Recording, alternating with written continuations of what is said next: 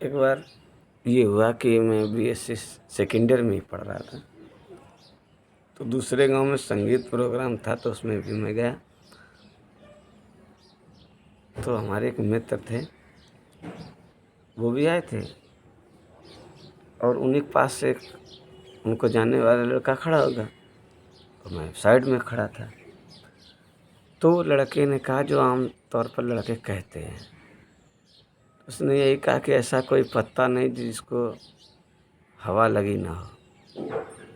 तुम्हारे मित्र खड़े थे, हमारी ओर इशारा किया, कहा ये पत्ता है जिसमें आज तक हवा नहीं लगी, और ये पत्ता नहीं पूरा पेड़ है। अब वो माने ना, तो उसने सीधे से कहा, मित्र ने हमारे कहा, तुम मानो चाहे ना मानो, हमें पता है ये माँ बाप तक नहीं लगी है, और ये मैं संगे पढ़ो, हमें कहा जाना था नहीं। ये लड़कन का तो पढ़ाते है, कमों को मास्टर में पढ़ा देते। अब वो लड़े जा रहे हैं, हम मन में मुस्कुरा रहे हैं।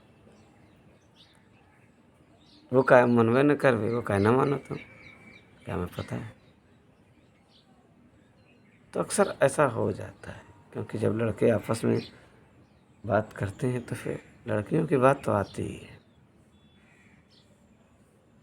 कहीं ना कहीं। और एक हमारे मित्र थे जो हमारे साथ पढ़ते थे, थोड़े दिन पढ़े थे, फिर दूसरे कॉलेज में चले गए थे। तो उनके साथ घूम रहे थे, तो उन्होंने कहा यार भाई, तुम्हारी एक कला बहुत अच्छी है। हमने क्या भाई? कहने लगे तुम निगाह बहुत अच्छी चुराते हो। हमने कहा अच्छा।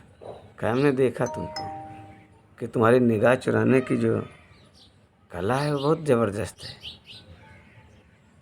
तुम्हारी निगाह को समझना बड़ा कठिन हो जाता है, आसानी से तुम चुरा लेते हो अपनी निगाह।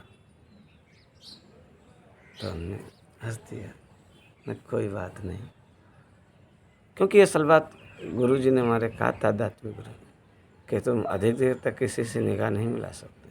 हमने क्यों गुरुजी? कहने लगा तुम ध्यान करते हो, दूसरा विचलित हो सकता है, परेशान हो सकता है। हमने कहा जी गुरुजी,